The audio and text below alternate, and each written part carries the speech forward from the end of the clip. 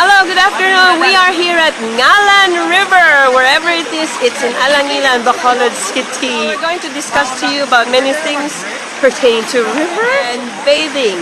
So bathing in river is a social thing with Ilonggos or Filipinos in general.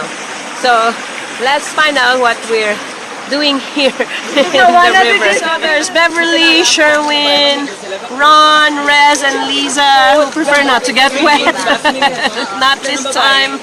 We've done the rock balancing thing.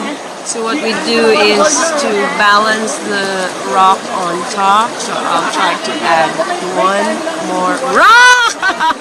So it's a fail. It's an epic fail. So there goes my rock building. Pahumok sang bato. No! How do you soften bato? Ano ka magpahumok sang bato? Socializing in the water here at the river. Jamer!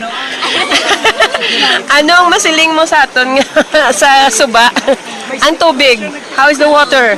Tugnaw kung bugnaw. It's cold. Cold, gidya. Cold. Tugnaw. But it's tolerable. Cold but tolerable. Tugnaw pero kaya. Kaya. Yes! Puno-puno. Gidya yan. Puno-puno.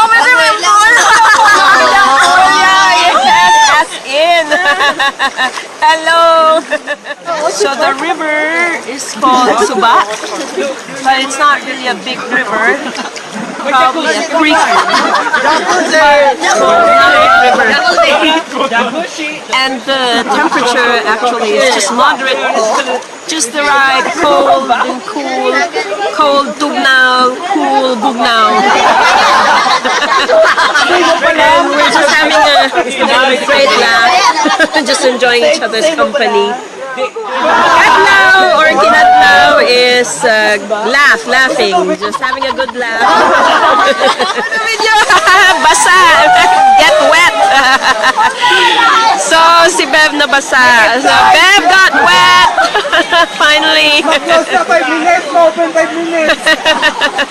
Bev is now wet, she's basa. Like everybody else. Sino nangihi? Si Julio nangihi. Pee. Did Julio pee? Nah, it's just a joke. Pee is ihi. But hopefully nobody peed in the river. Alright, see you again in our next video. Bye bye for now. Until our next episode.